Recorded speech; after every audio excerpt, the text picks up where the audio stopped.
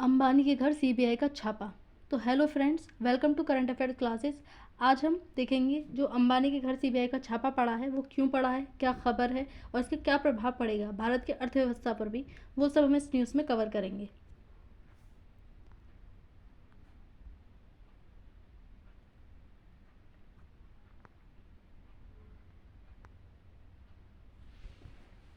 तो देखते हैं खबर क्या आ रही है।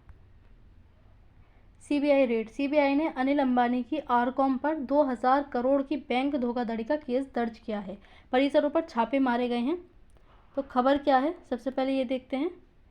सीबीआई ने अनिल अंबानी की कंपनी आरकॉम रिलायंस कम्युनिकेशंस पर छापा मारा है।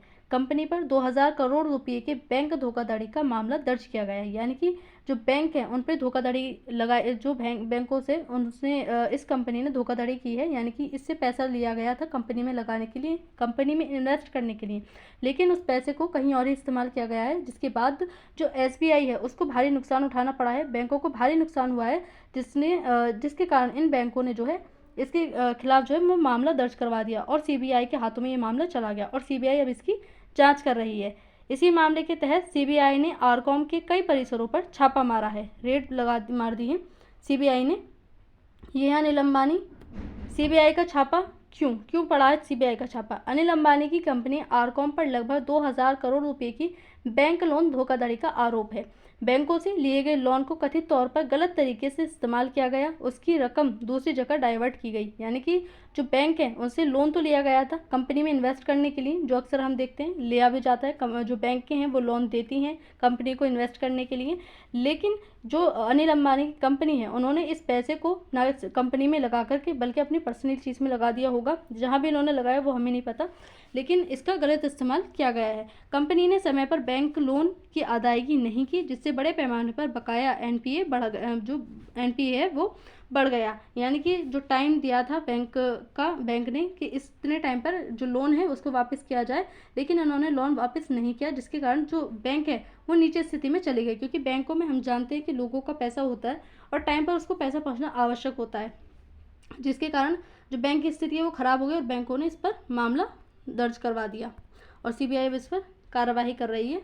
तो सीबीआई की क्या कार्रवाइयाँ हुई हैं इस पर? सीबीआई ने दिल्ली और मुंबई सहित कई ठिकानों पर छापे मारे हैं। वित्तीय रिकॉर्ड और डिजिटल डेटा जब्त कर लिया गया है इस कंपनी का। कंपनी के अधिकारियों से पूछताछ अभी भी जारी है, यानी कि जांच पड़ताल अभी भी हो रही है। सीबीआई, पहले जानते सीबीआई के बारे में। सीबीआई क्या है? तो CBI central bureau of investigation, केंद्रीय अन्वेषण ब्यूरो है, जो कि यह भारत की सबसे बड़ी प्रमुख जांच एजेंसी है, यानी कि इन्वेस्टिगेट करती है।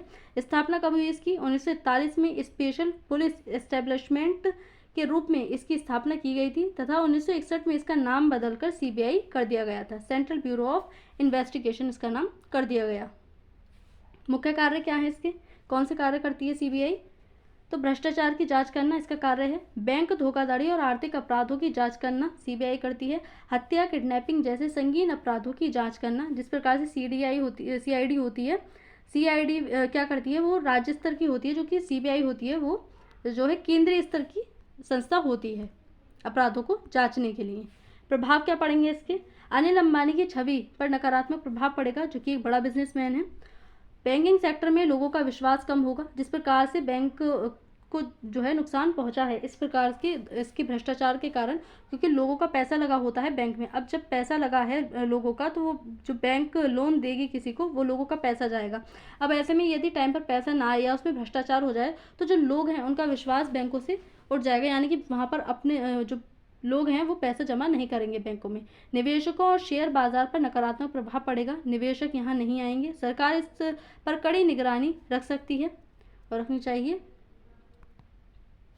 भारत पर प्रभाव क्या पड़ेंगे इसके? ऐसे भ्रष्टाचार के कारण ही भारत की अर्थव्यवस्था डगमगा जाती है, यानी कि जो प्राइवेट सेक्टर होते हैं, चाहे वो कंपनी हो, बैंक हो, जो भी है, वो किसी भी देश की अर्थव्यवस्था में बहुत महत्वपूर्ण योगदान देती है। अब ऐसे में यदि कंपनियां इस प्रकार का भ्रष्टाचार करती हैं तो पूरे देश की अर्थव्यवस्था हिल सकती है। भारत का बैंकिंग सेक्टर भी कमज़ोर हो सकता है।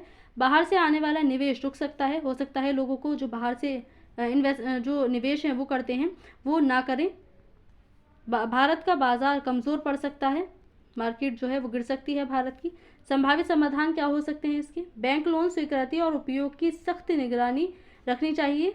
समय समय पर स्वतंत्र ऑडिट और वित्तीय जांच होनी चाहिए। लोन की रकम एक उपयोग ट्रैक करने के लिए AI का उपयोग होना चाहिए, यानी कि जो लोन लिया जा रहा है बैंकों से कंपनी में इन्वेस्ट करने के लिए, वो सच में कंपनी में इन्वेस्ट हो रहा है या कहीं और ही अपने पर्सनल यूज़ में लगाया जा रहा है, उसको ट्रैक किया जाना चाहिए। कंपनी के बोर्ड और ऑडिट कमेटी को जवाबदेह बनाना चाहिए, यानी कि जो कंपनी के मेंबर होते हैं उनको जवाबदेह होना चाहिए। निष्कर्ष क्या है इसके?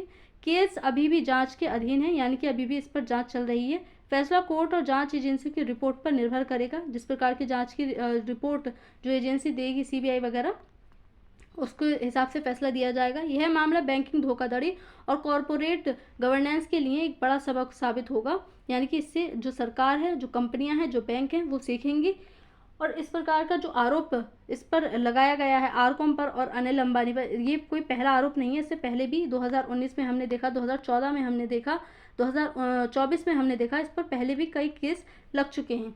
इसके बाद भी इस पर ED की, सेबी के कई बार जो है जांच बैठी हैं, रेट पड़ी हैं, लेकिन अभी भी इस पर रेट पड़ती रहती हैं। तो इस प्रकार की जो कंपनियां हैं वो लगातार भ्रष्टाचार करती हैं, इस पर रोक लगाना आवश्यक है। तो इस न्यूज़ में इतना ही।